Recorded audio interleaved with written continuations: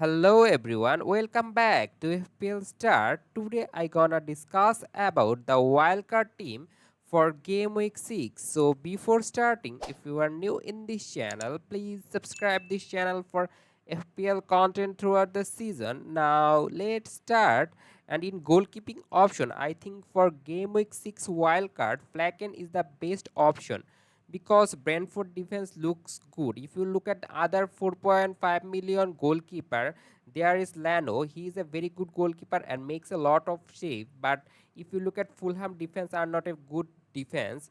Other team 4.5 million goalkeeper Pickford. Everton is a bad defense, so you don't need to go for Pickford. And the other goalkeeper here also is Johnstone. He has now got rotation risk because there is another goalkeeper in Crystal Palace. So that's why I think Flecken should be a good option for game week 6 wildcard team. And if you look at his fixture in game week 6 and 7 is Everton home and Nottingham Forest away. So I think it's perfect for you, and his long term fixture also looks good. Now move on to the fast defender for game week 6 wildcard team, and it's Trippier. As now Newcastle fixture swing, and I think now you should go for Newcastle defender, and Trippier is the best one because he played in the right back position, playing very advanced and also taking the set pieces, and he's a bonus point magnet. So you should go for Trippier if you want to wildcard in game week 6, and his fixture run from game week 6 onward look fabulous. Now move on to the second defender for wildcard team, and it's Chilwell from Chelsea. If you look at Chilwell performance, he's playing in the left wing position and playing very well. His manager Pochettino is quite happy with Chilwell in playing in the left wing position because Chilwell create a lot of chance. And if you look at Chelsea's fixture from game week 6 to 8, it's look fabulous. So you should go for Chilwell in your wildcard team. Now move on to the third defender, and it's from Manchester City. Manchester City is the best defense in the league, and if you look at their defender, there is a slight rotation risk for Manchester City every defender. But I think Ruben Dias rotation is quite less because he is looks to be a sure starter for Manchester City, but no defender is sure for Manchester City. So you should go for Ruben Dias because he can also give you the attacking return because he is very good at set piece, and he can give you the headed goal, and his fixture run from game week 6 looks good. So you should target Ruben Dias for your wildcard team. Now move on to the first midfielder for game week 6 wildcard team, and it's Mohamed Salah. He's playing in the right wing and playing very advanced, and he now also create a lot of chance for Liverpool attacker like Gakpo, Nunes, and he's a sure starter for Liverpool. And if you look at the Liverpool team, they are playing well, they are scoring goal for fun, so you should go for their attacker. But if you want to go for other attacker like Luis Diaz, Gakpo, Jota, they have got rotation risk, but Salah is rotation proof, so you should go for Salah. Now move on to the second midfielder, and it's Bruno Fernandes. Though Manchester United are not looking good, but if you look at Bruno Fernandes' performance, he is playing well.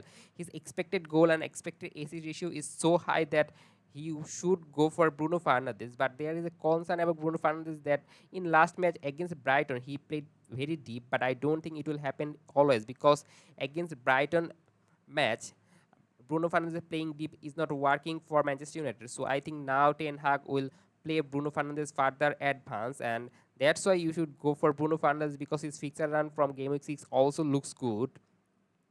Now move on to the third midfielder, and is from Brighton, and it's Mitoma. And if you look at Brighton attack, they are the best attack right now, and you should target their attacker. If you look at the Brighton attacker, I think Mitoma's minute looks more secure, but there is obviously rotation risk for Brighton attacker because there are a lot of Brighton forward or midfield option. Like now they signed Ansu Fati, Ferguson also their Wilbeck can play, and Marsh, Bonanote inside, so long term injury. So there are a lot of midfielder forward option for Brighton, but you should go for Mitoma because he has got less minute risk, and his combination with Estupinian is also very well.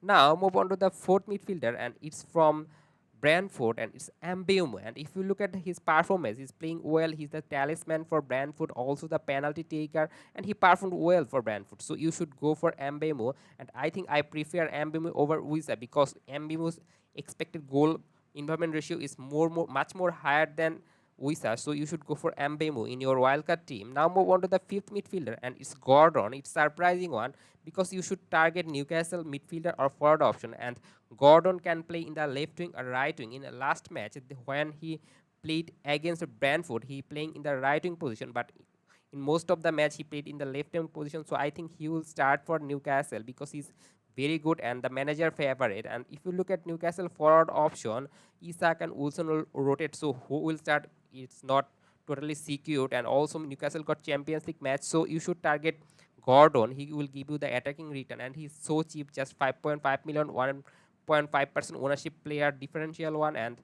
Newcastle fixture looks good, so you should go for Gordon. Now move on to the fast forward, and it's an obvious on Erling Haaland. In last match, he scored one goal, but missed some glorious chance because Areola makes some fabulous saves. But I think against Nottingham Forest home, he's a good pick, so you should go for obviously Erling Haaland, and his effective ownership will be like 190% in game week 6, and his ownership is now 92.1%. So without Haaland, you will suffer. So if you want to go for a wildcard team, you should go for Erling Haaland. Now move on to the second forward, and it's a surprise, and it's Morris from Luton. As Luton got double gaming, so you need to take advantage of the double game week if you want to activate your wild card. And if you look at Morris' performance, he's the talisman for Luton. And Luton fixture run from game week 6 and 7 looks good. In game week 7, they have got double game week against Everton away and Burnley home.